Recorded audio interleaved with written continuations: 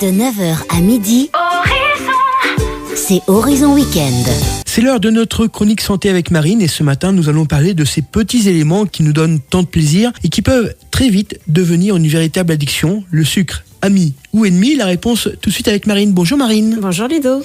Le sucre, est-ce que c'est vraiment un piège? Est-ce qu'on en mange vraiment trop? Eh bien oui, le plus souvent même sans s'en rendre compte. Alors en fait, il faut savoir qu'aujourd'hui le sucre est vraiment partout. Il est dans nos céréales, dans nos sauces, dans nos boissons. Et quand on en mange en excès, il est l'un des principaux facteurs d'inflammation chronique, de fatigue durable et de déséquilibre hormonaux. Et pourtant, on continue d'en consommer. C'est quoi? Une question d'habitude ou de dépendance? Eh bien les deux. Habitude et dépendance. Mais c'est surtout une dépendance réelle et elle a été étudiée. Quand on mange du sucre, le cerveau libère de la dopamine, qui est l'hormone du plaisir. C'est ce qu'on appelle le circuit de la récompense. C'est exactement le même qui est activé par d'autres substances addictives. Résultat, plus on consomme du sucre, plus on en redemande. Et c'est pas un manque de volonté, c'est vraiment neurochimique. Et au niveau du corps, ça provoque quoi exactement? Les effets du sucre sont souvent silencieux mais bien réels. D'abord, il provoque des pics de glycémie qui sont suivis de chutes brutales, ce qui épuise le pancréas et favorise le stockage des graisses. Il entretient aussi une inflammation de fond liée à des maladies comme le diabète de type 2 par exemple, les troubles cardiovasculaires ou l'obésité. Il vient aussi déséquilibrer le microbiote, ce qui peut jouer sur notre digestion, notre immunité et même notre humeur. Et en plus, il accélère le vieillissement de la peau en attaquant les protéines du collagène.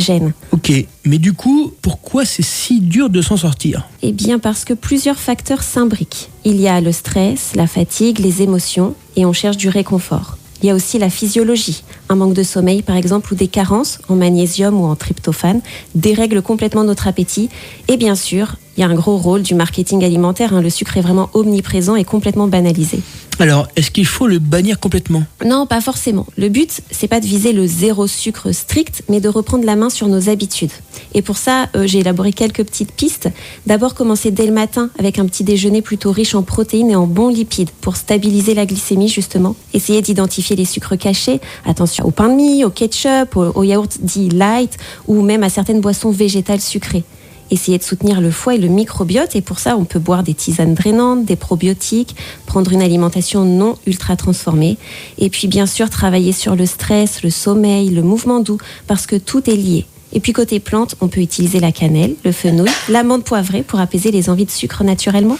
Donc si je te suis bien, c'est possible de s'en libérer sans frustration. Oui, absolument. L'idée, c'est de comprendre ce qui se cache derrière nos envies de sucre. Est-ce qu'on a de la fatigue? Est-ce qu'on a besoin de douceur? Est-ce qu'on manque d'énergie?